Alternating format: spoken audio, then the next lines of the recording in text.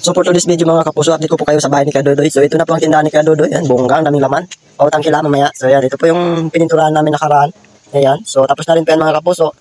And then, yan, tsaka sa kabila, tapos na po yun siya. Sa loob na mga kapuso, hindi pa po yan siya nakapintura. So, silipin po natin sa loob mga kapuso. Yan, papakita ko po sa inyo. Ito po yung panguling gawa ko mga kapuso. So yung extension ng bahay ng mga bata. Ayan, dyan po sila natutulog ngayon. Then pasok po tayo sa kusina ni Kuya Dodoy yung maya. Ayan. Ito po yung lalagyan ng kanyang TV. Naka-ready na rin po. Ayan. Wow. May pa-ceiling fan pa si Kuya Dodoy. Kasi mainit mga kapuso ngayon dito sa amin. So papakita po natin sa inyo ang kanyang kusina. So yun po ang kanyang bomba.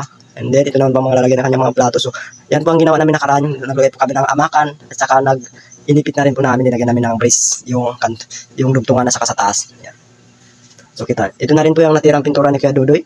So hindi pa po tapos yan. So pipinturahan po natin sa loob. So labas tayo. Ito naman yung aking bayaw. Nag-aalo po yan siya ng siminto. So nagpa-plastering po kami dyan sa kabila. So dito po natapos na rin po yan siya dyan. So ang ama kanya po yung sobra.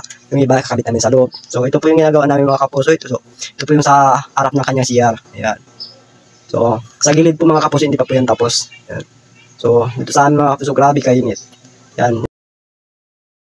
So lalagyan din po natin ng mga design ng mga kapuso yung paligid ng bahay ni Kuya Dodoy. Ito natin po yung kanyang CR mga kapuso. So buong ang ganda diba?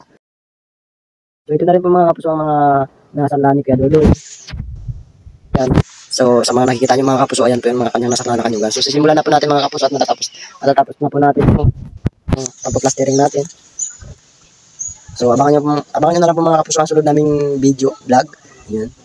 So napakita ko na rin po sa inyo ang kabuuan ng bahay ni Kuya Dodoy. And then sa ano na lang po mga kapuso, yung pagpipintura na lang po ang kanyang design ng kanyang bahay. Yung final na po talaga mga kapuso, yung tapos na po siya. And then may papadugtong din po siya mga kapuso yung sa gilid.